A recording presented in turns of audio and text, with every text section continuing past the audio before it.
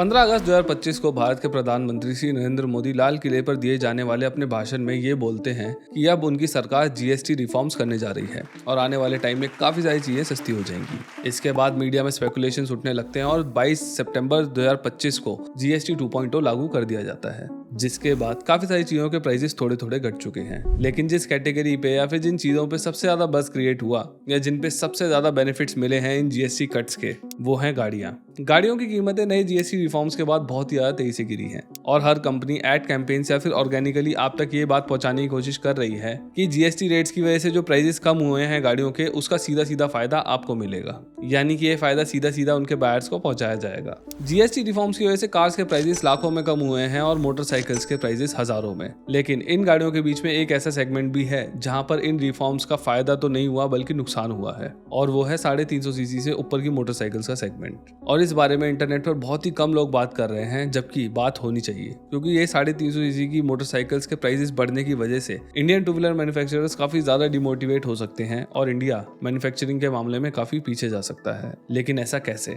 ये वीडियो इसी सवाल पर है, लेकिन उससे पहले हमें थोड़ा सा ही सही लेकिन ब्रीफ में समझना होगा कि ये जो जीएसटी रिफॉर्म्स हैं इनकी वजह से चेंज क्या क्या हुआ है, तभी हमें आगे की बातें समझ में आएंगी। लेकिन उससे भी पहले please consider subscribing to our channel, क्योंकि जब आप लोग हमें सब्सक्राइब करते हैं तो हमें और ऐसी बढ़िया बढ़िया वीडियोस बनाने की मोटिवेशन मिलती है। तो आखिर ये जो चेंजेस हुए हैं इनसे फर्क क्या पड़ा है? देखो, अगर हम पहले कार्स की बात करें तो कारों पर पहले जीएसटी लगता था और सेस भी लगता था उसके साथ, depending upon size and engine capacity वगैरह गाड़ी का जो होता था उसके हिसाब से सेस लगता था। फॉर एग्जांपल, जो 4 मीटर से अंदर और 1.2 लीटर से छोटे इंजन साइज वाली गाड़ियां होती थी ना, उन पर 28% जीएसटी और 1% सेस लगता था, यानी कि जो टोटल टैक्स बनता था गाड़ियों के ऊपर वो बनता था 29%। लेकिन अब इस टैक्स को घटाकर 18% फ्लैट जीएसटी कर दिया गया है और सेस पूरी तरीके से हटा दिया गया है। और इससे फायदा मिला है नेक्सॉन, i20, स्विफ्ट और क्विड जैसी गाड़ियों को, जो 4 मीटर से छोटी होती हैं और 1200 सीसी से छोटा इनका इंजन होता है। और इन टैक्स रिफॉर्म्स के बाद इन गाड़ियों के प्राइसेस में भारी कमी देखने को मिल रही है। फॉर एग्जांपल, XUV 3XO जो कि इसी कैटेगरी में आती है, उसके टॉप वेरिएंट्स में 1.5 लाख रुपए तक का रिडक्शन देखने को मिल रहा है प्राइसेस के अंदर।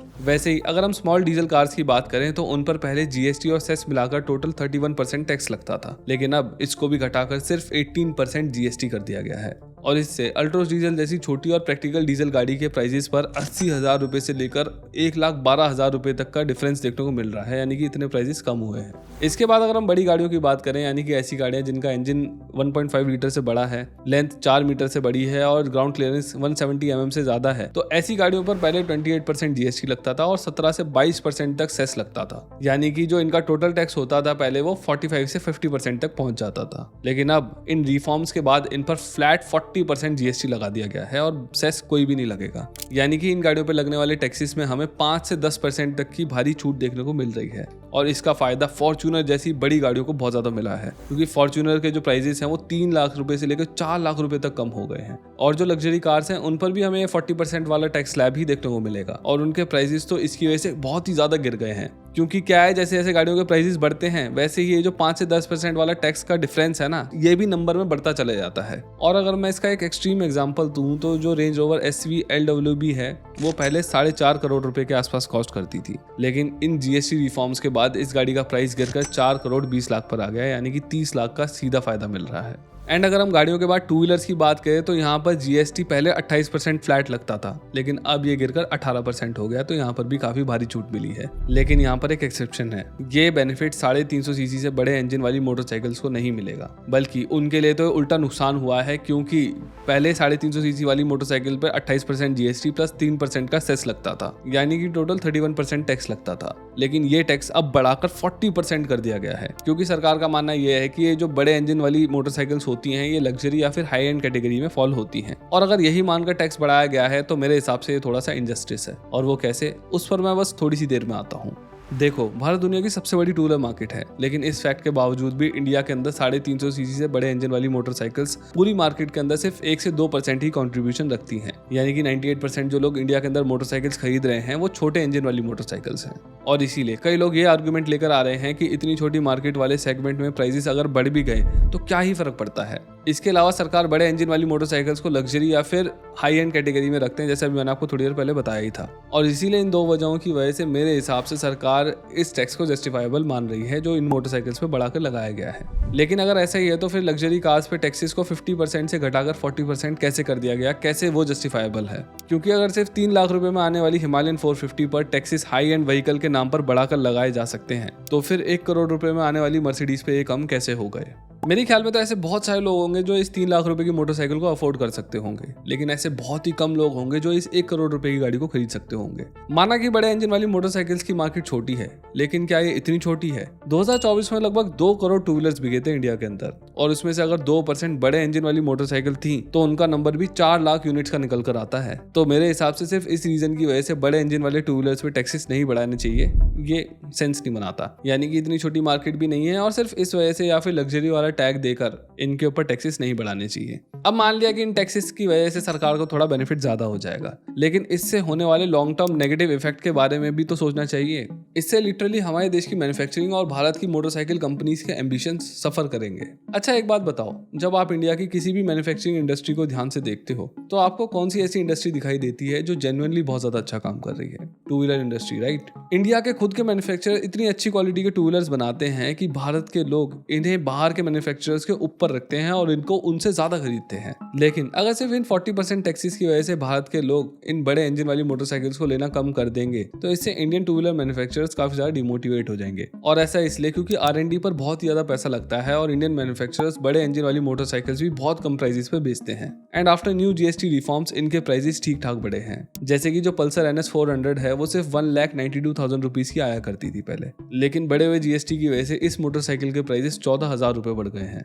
हिमालयन 450 पर 26,000 रुपए बढ़ गए हैं और मैवरिक 440 पर 18,000 रुपए बढ़ गए हैं। और जो बाकी भी बड़े इंजन की मोटरसाइकिल्स हैं ना, उन पे हमें 20 से 30,000 रुपए बढ़े हुए देखने को मिल रहे हैं।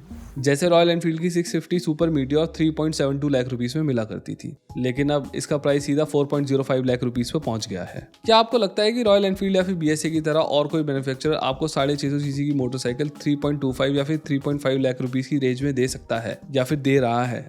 कावासाकी की 650 RSP 8 लाख रुपए की आती है एंड कोई भी और मोटरसाइकिल जो इतने बड़े इंजन के साथ आती है वो बहुत ज्यादा महंगी है। 8 से 10 लाख रुपए आपको देने ही पड़ते हैं ऐसी मोटरसाइकिल्स के लिए। हाँ, माना कि इंडियन मैन्युफैक्चरर्स की ये 650 सीसी वाली मोटरसाइकिल्स उतनी ज्यादा पावर प्रोड्यूस नहीं करती हैं, लेकिन अगर आप प्राइस प्रपोर्शन और ऑफरिंग को साथ में मैच कराओगे ना तो इनका कोई भी मुकाबला नहीं दिखाई देता है। इंडियन टू व्हीलर जायंट्स अपनी 400 सीसी वाली मोटरसाइकिल्स लिटरली उस प्राइस पर बेच रहे हैं जिस पर बाहर के मैन्युफैक्चरर्स सोच भी नहीं सकते।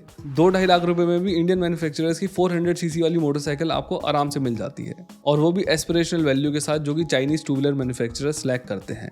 ये जो प्राइसेस बढ़े हैं इनकी वजह से कई लोग जो हाइक को अफोर्ड नहीं कर सकते वो छोटे साइज के इंजन वाली मोटरसाइकिल्स की तरफ जाएंगे, और इसलिए भी जाएंगे क्योंकि छोटे इंजन वाली मोटरसाइकिल पे जो टैक्सेस हैं वो गिरे हैं रिफॉर्म्स के बाद और इनके प्राइसेस काफ़ी ज़्यादा नीचे आ चुके हैं। यानी कि एक 349 सीसी की बुलेट के प्राइस में और एक 400 सीसी की मोटरसाइकिल के प्राइस में जो डिफरेंस पहले था ना, अब वो बढ़कर और बड़ा हो गया है और 349 सीसी वाली बुलेट बहुत ज़्यादा सस्ती हो गई है इसके मुकाबले। इसीलिए ज़्यादातर लोग इससे इधर को आने की कोशिश करेंगे, और इस फैक्ट की वजह से इंडियन टू व्हीलर मैन्युफैक्चरर्स बड़े इंजन वाली मोटरसाइकिल्स पर अपनी R&D स्पेंडिंग्स बढ़ाने से डरेंगे। एंड इसका असर जितना इंडियन मार्केट पे पड़ेगा ना, उससे भी कहीं ज़्यादा एक्सपोर्ट्स पे पड़ेगा। ऑटोमोबाइल मार्केट में देखें तो इंडिया टू व्हीलर से ज़्यादा कुछ भी एक्सपोर्ट नहीं करता है।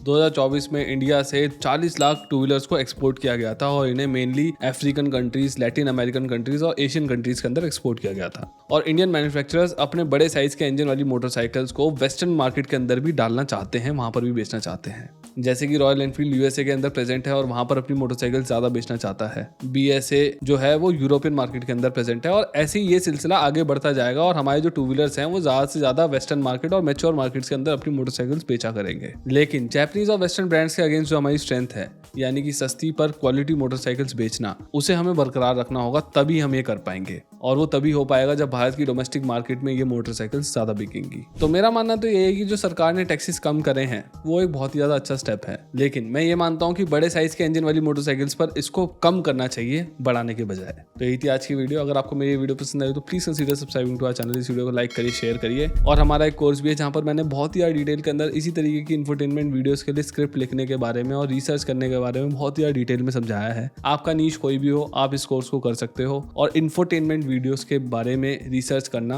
और स्क्रिप्ट लिखना सीख सकते हो। Thank you.